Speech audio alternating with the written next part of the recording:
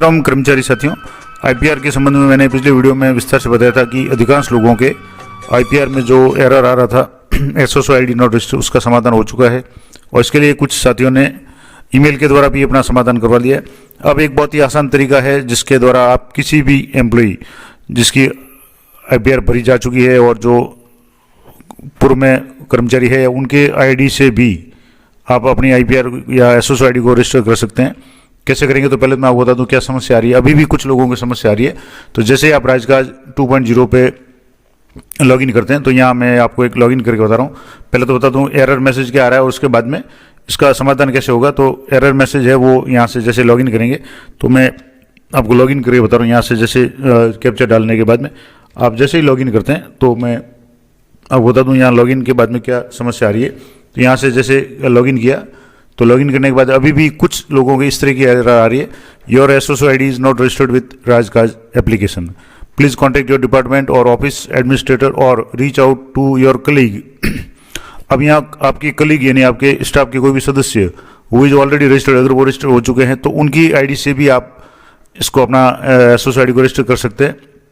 इसके लिए क्या प्रोसेस रहेगा तो उनके ई राजकाज में जा करके मास्टर में जाना है, वहाँ एप्स में जाना है, एचआर प्रोसेस में जाना है और क्रिएट पब्लिक सर्विसेज और इस तरीके से रिप्रेजेंटेटिव में जा करके आपको सेलेक्ट एम्प्लॉय कैटेगरी, जो भी कैटेगरी है वो सेलेक्ट करके आपको क्रिएट एम्प्लॉय करना है। और इनका ही मैं आपको वापस दोबारा बताऊंगा, समाधान हुआ नहीं हुआ तो मैं आपको पूरा प्रोसेस लाइव करके बताऊंगा।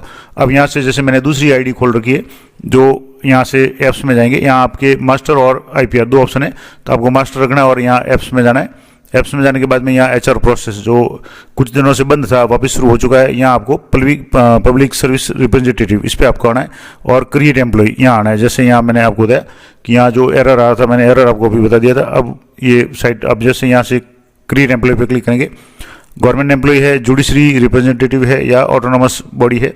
अब जैसे गवर्नमेंट एम्प्लॉय है जिनके ये एरर आ रहा था, अब यहाँ आपको इनकी एसओसो आईडी जो सिटीजन आईडी थी, ज़्यादातर जो समस्या आ रही है वो हाल ही में 1 या 2 साल में नियुक्त जो भी कर्मचारी है और जिनकी आईडी सिटीजन आईडी है और जिसको गवर्नमेंट आईडी में मर्ज किया गया था उनके समस्या आ रही है।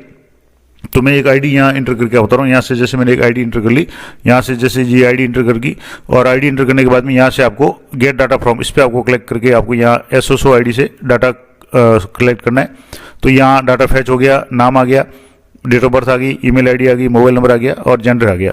अब मान लो आपके यहाँ नाम में कुछ मिसमैच आ रहा है तो आप इसको एसएपीएफ से भी अगर फैच करेंगे तो एसएपीएफ में अगर सही है तो आप यहाँ से भी डाटा फैच कर सकते हैं। तो जहाँ भी सही डाटा हो, आपको कहीं कोई गड़बड़ नहीं लगे, वहाँ से आप फैच कर सकते हैं। जैसे इनके एसओसो आईडी और एसआईपीएफ में सेम है। अब यहाँ आपको सोल्यूशन भरना है, यानी आपको मिस्टर मिसेज जो भी है वो आपको भरना है और यहाँ आपको हिंदी में नाम भरना है। तो यहाँ से नाम जैसे आप अगर नहीं आ रहा है तो यहाँ फॉन्ट आप हिंदी में सेलेक्ट करके आपको इनका जो भी नाम है वो आपको यहाँ एंटर करना है। तो मैं यहाँ से जो भी फॉन्ट यहाँ से सेलेक्ट करके यहाँ से आपको भरना है। इसके बाद में आपको यहाँ इनका नाम भरना है, नाम आपको हिंदी में भरना है। उसके बाद जेंडर आपके ऑटोमेटिक आ रहा है, ईमेल आईडी आ रही है और मोबाइल नंबर आ रहा है और यहाँ से आपको इसको नेक्स्ट पे क्लिक करना है। तो मैं ये नाम और जो इंटर सोल्यूशन है हिंदी में वो आपको भर के बताता हूँ। तो यहाँ जो भी अभिवादन है वो भर दें। उसके बाद में यहाँ इंग्लिश में, हिंदी में नाम या हिंदी में आपको नाम भरना है। उसके बाद में डेट ऑफ बर्थ चेक कर लें, जेंडर चेक कर लें, ईमेल आईडी, मोबाइल नंबर और यहाँ आपको नेक्स्ट पे क्लिक करना है। सारी चीज़ें सही है तो आपको नेक्स्ट पे क्लिक करना है। अब नेक्स्ट पे क्लिक करने के बाद में आपके यहाँ जैसे जो लैंग्वेज है वो जैसे यहाँ हिंदी में आ गई तो आप चाहे तो इसको इंग्लिश में भी कर सकते हैं, अन्यथा जैसे यहाँ लैंग्वेज का ऑप्शन है तो यहाँ से अगर करेंगे तो भी कोई प्रॉब्लम नहीं है। लेकिन यहाँ से आपको पहले जुड़ने का प्रकार जैसे रिक्रूटमेंट सेलेक्ट कर लें, सर्विस में आपके सर्विस डेजिग्नेशन, इसमें आपको जैसे एजुकेशन डिपार्टमेंट की बात करें तो स्कूल एजुकेशन डिपार्टमेंट है, आप वो सिलेक्ट कर लें क्योंकि मैं स्कूल एजुकेशन डिपार्टमेंट के एम्प्लॉय की ये डिटेल्स भर रहा हूँ। और यहाँ आपको सेवा नियम में यहाँ से जैसे राजस्थान एजुकेशनल सर्विस रूल्स, इस पर आपको तीसरे नंबर वाले पे क्लिक करना है। इस पर आपको सब ऑर्डिनेट सर्विसेज और पद का नाम यहाँ से जैसे टीचर 3rd ग्रेड है तो यहाँ से टीचर ग्रेड 3rd यहाँ मैंने सेलेक्ट कर लिया।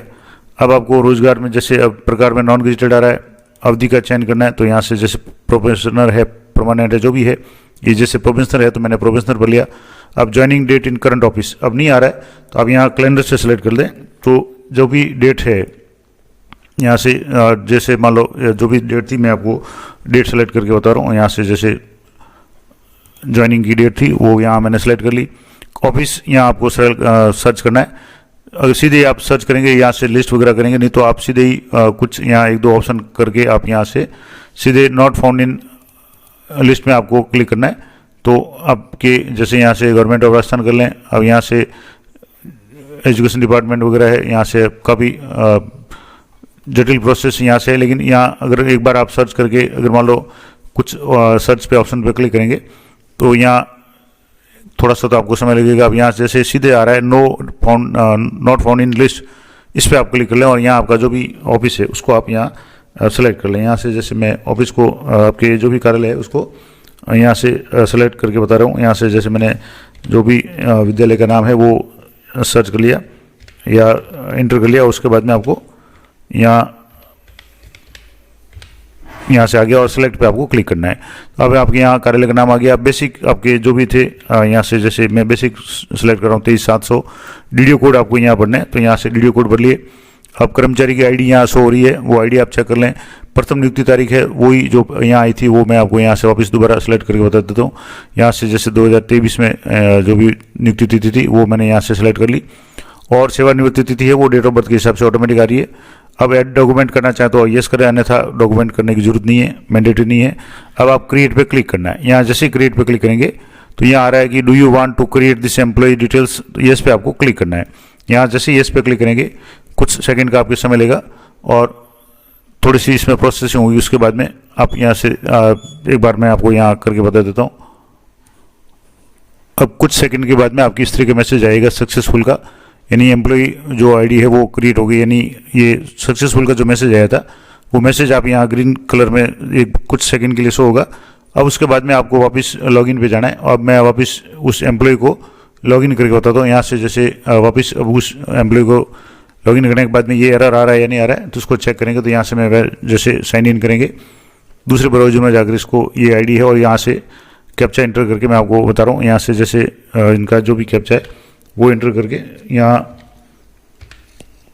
कैप्चा एंटर करके आपको लॉगिन पे क्लिक करना है। तो यहाँ जैसे लॉगिन करेंगे जो अभी तक एरर आ रहा था registered Asus ID not registered वाला वो हट गया है। अब आप इन कर्मचारी की आईडी है वो सीधे ही आप भर सकते हैं। तो बहुत ही आसान तरीका है, बिल्कुल ही कुछ स्टेप्स में या कुछ ही मिनट में आप मास्टर में जाकर यहाँ से जैसे ये एम्प्लॉय आ गया, अब यहाँ एम्प्लॉय का नाम आ गया और यहाँ से इनके भरने का ऑप्शन आ गया। गवर्नमेंट एम्प्लॉय है, उसके बाद में गेट स्टार्टेड में जाकर के आप यहाँ से जो भी डिटेल्स वगैरह है ये भर सकते हैं।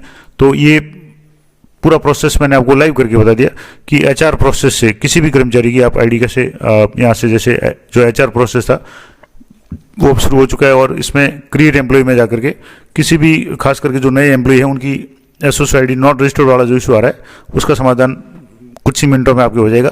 तो पूरा प्रोसेस मैंने आपको लाइव करके बता दिया और लॉगिन करके बता दिया कि जहाँ पहले एरर आ रहा था अब लॉगिन करते ही उनका जो भी प्रोफाइल है वो खुल रहा है और प्रोफाइल सबमिट करने के बाद उनकी आईपीआर आप सबमिट कर सकते हैं। तो ये थी पूरी जानकारी, आशा करता हूँ आपके लिए उपयोगी रहेगी। इस तरह की लेटेस्ट अपडेट ले जानकारी के लिए चैनल पर बने रहें। मिलते हैं नेक्स्ट वीडियो में, तब तक जय हिंद जय भारत।